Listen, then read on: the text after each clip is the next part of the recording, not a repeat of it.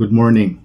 Salamat sa Ginoo liwat nga sa gihapon kita makapadayon sa pagpamalandong sa iyang pulong. Kani diri kita gihapon sa isa sa mga ginsugudan naton nga mga pagtuon sa pulong sa Ginoo. Kabaloy kita nga dako gid ini nga reminder sa aton, especially kung paano naton madaog ang gitawag nga sala nga wala iyagin disenyo sa Ginoo sa aton kundi ginagamit ini sa kaaway nga sa gihapon kita mapalayo sa kaubuton sa Ginoo.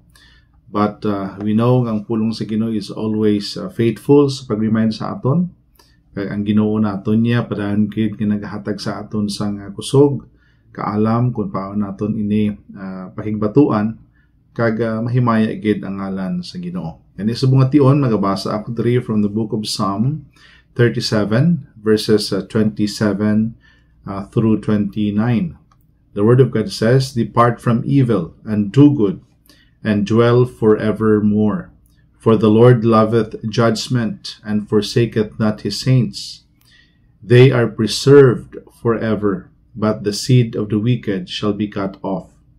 The righteous shall inherit the land, and dwell therein forever."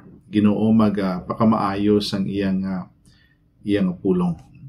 Nagligad ginatanaw naton nga ang sala dako gid nga perwisyo sa kabuhi sang isa ka tawo. Most especially kung ikaw isa ka Kristohanon, imbis nga hatag ikaw sang dako nga tinion sa pagpagamit sa Ginoo, hatag ini sang sablag. Kag kabaloy kita nga ang masubo sini kay nagaguba sa kabuhi sang bisan sino. Ti ang handom sa Ginoo sa aton niya pakigbatuan naton ang ini nga sala. Kag kabalo kita nga ang opposite sang pag-dwell or kung pag-yield sa tawag nga sala amo ang pagpalayo. And the Lord wants us to see all of us nga himo gid sang dako nga pamaagi o kung ano nga pamaagi nga sa diin hindi kita magkabuhi sa tawag nga sala. Ngani sa bunga tion sabto naton ang ining pamangkot kag kabalo nga tagatag sa aton the same man ang pamangkot nga ara sa una-una ito gipuson. How to overcome sin.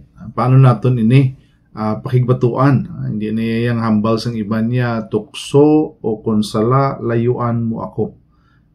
Hindi iya ang sala o kung hindi iya ang temptasyon amo ang magpalayo sa aton, kundi may mga butang diri nga aton tanawon nga kung sa diin kita mismo ya ang magahimo sang pamaagi kung paano kita makapalayo sa sinatawag nga sala. Una-una gid na hatag sa aton nga pamaagi is change our desire.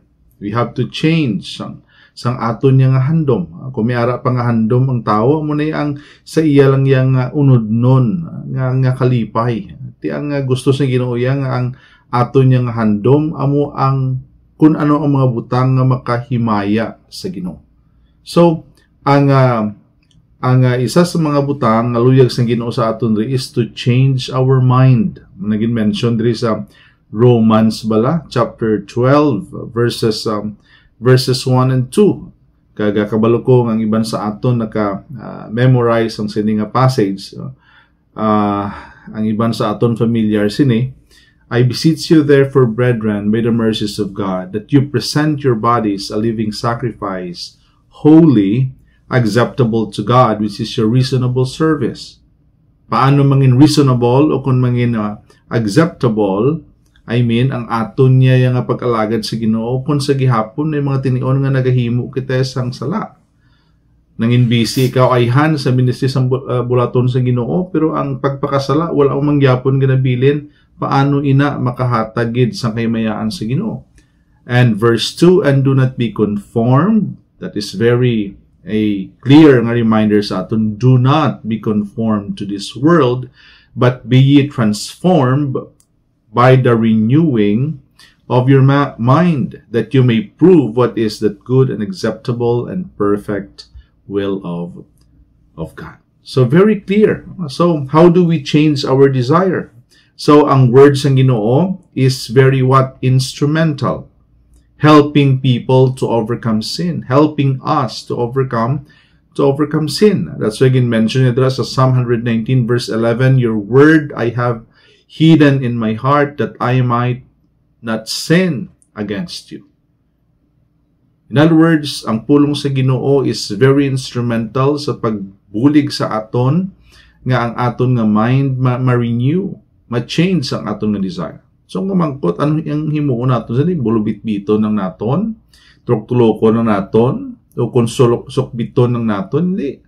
Basahaw naton ang pulong sa Ginoo, kag aton intsindihon ang pulong sa Ginoo, kag ikabuhi naton kung anong pulong sa Ginoo. So the desire of God through the Word of God is we need to live what the Bible is telling us.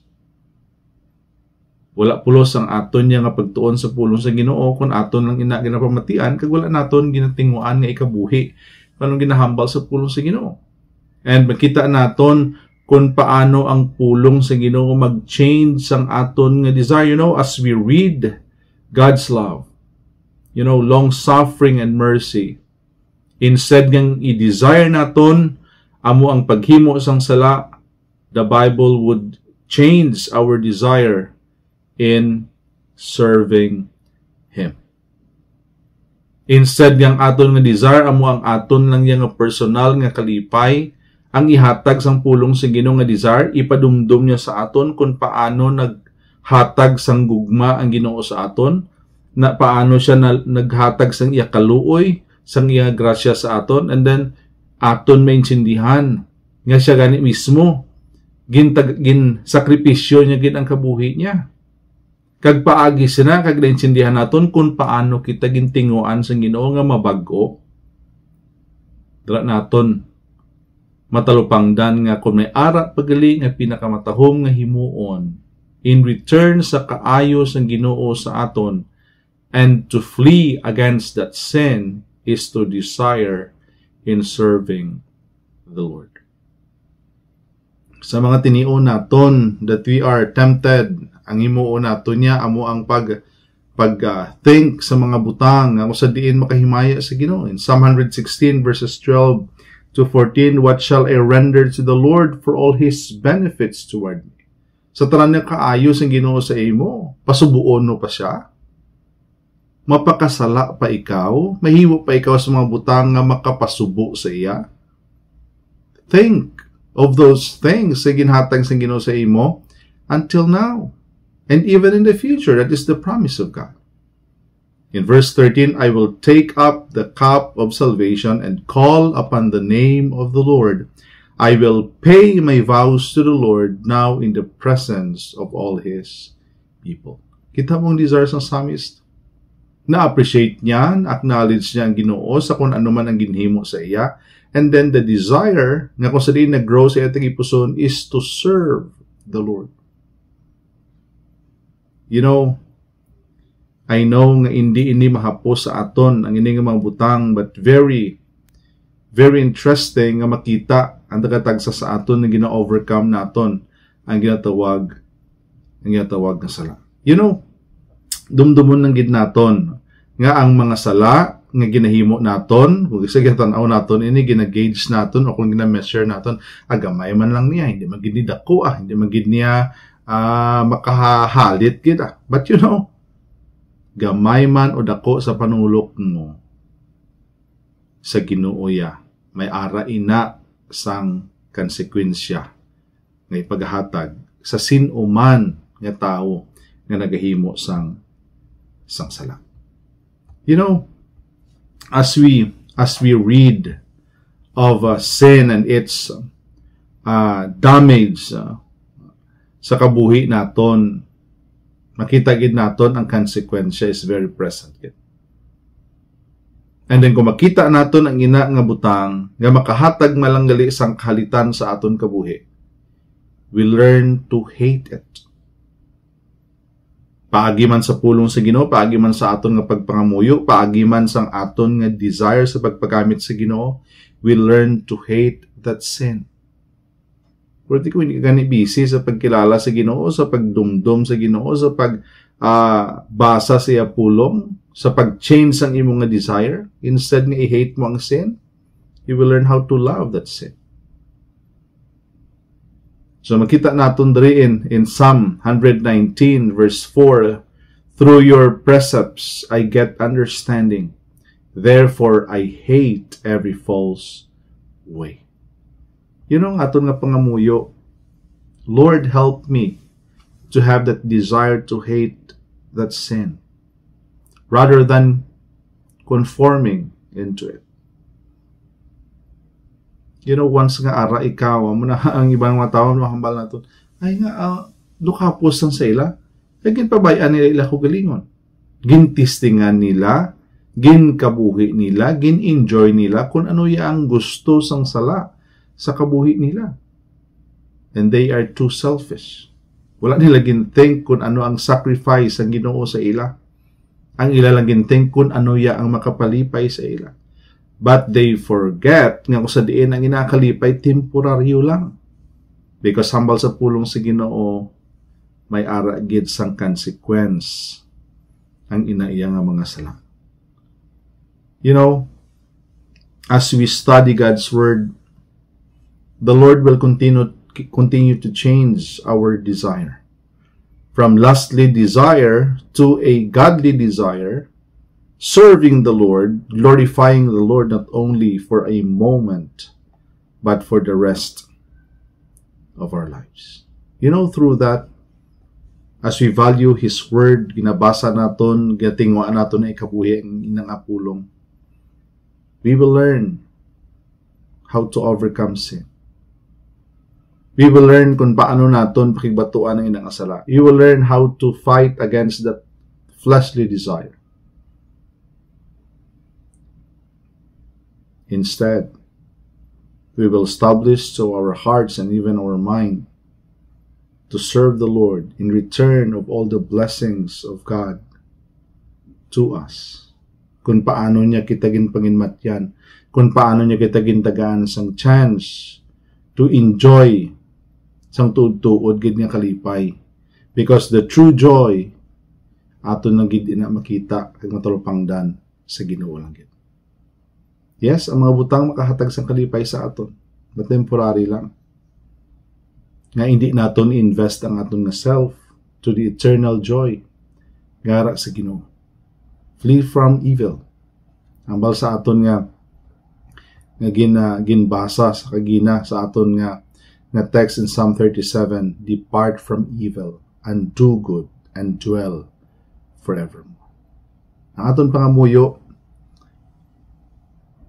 kabay pa nga adlaw ang aton nga desire, Lord, help me to grow in you. Help me to prove myself that I am truly your follower, your son. Because instead of dwelling into sin, I am now happy. I am now satisfied to serve you, to give my life to you for the rest of my life. Let us overcome sin. Hindi kita magpatuyang sang aton kabuhi. Instead, let us give our lives to the Lord. Abyan, kung wala ka pa nakilala sa Ginoo, wala ka pa sangantanan sa Ginoo, this is your time to realize. Basi ara ka sa nag-aanod-anod sa sala, nag-enjoy sa sala, temporaryo lang na. Later, it will bring damnation, struggle, destruction sa kabuhi mo. Bato na ang gugma sa Ginoo sa imo. Bato na ang regalo sa Ginoo sa imo.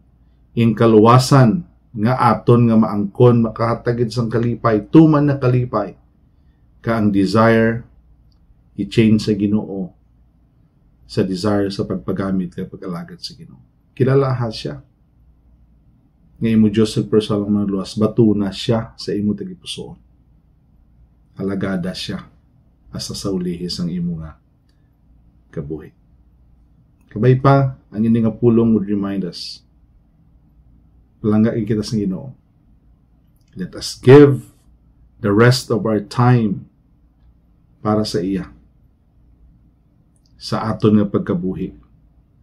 Nga makita naton that we are living, we are growing sa intsaktuman nga kabuhi nga ginahandom sa Ginoo sa aton, growing in His love, in His grace, in His mercy, and in His blessing.